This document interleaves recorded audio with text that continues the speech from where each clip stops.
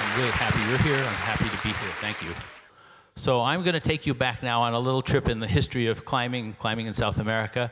In 1968, I had the pleasure of coming to South America, really for the first time, with a group of wonderful people.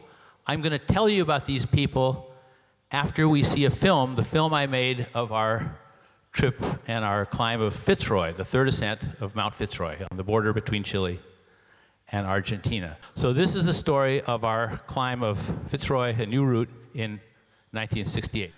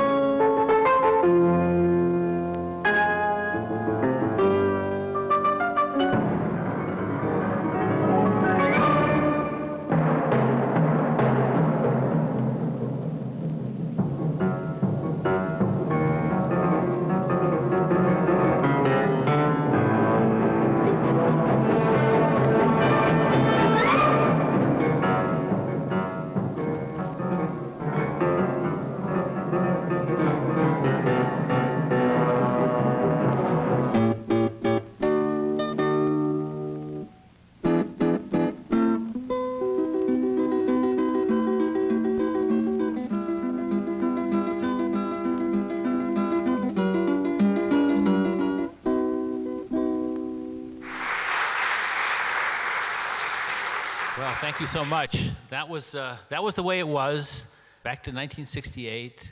We've changed. The climbing gear has changed. We don't wear big woolen scarves anymore.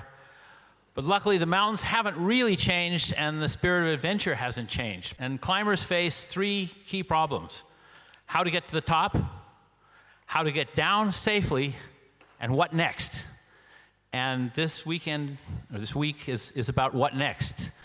And so I want to just spend a little time and tell you the story of my friends. I say friends, not in quotes, but real friends, because that's one of the things that adventure does. It builds strong bonds. I want to share with you what they did beyond the summit, más allá de la cumbre.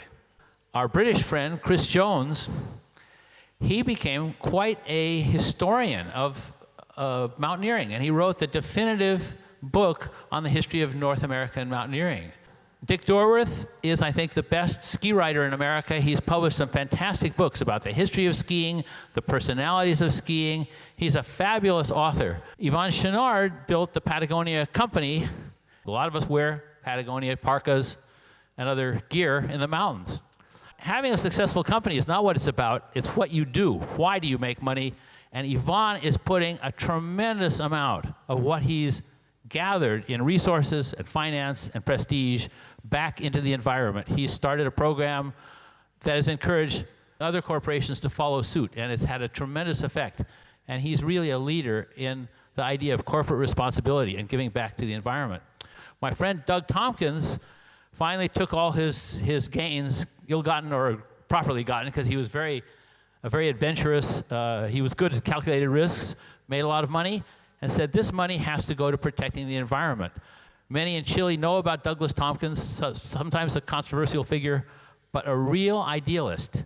He has created in Chile already 2 parks. One is a private park, Pumalin, which he's promised to give to the Chilean people and park system. He also gave what is now the Parque Nacional Corcovado to the Chilean people, and he's working in the southern half of Aysén in the construction of a new national park, and he's doing some wonderful conservation work in Argentina, and his wife Chris also has created a park on the seacoast.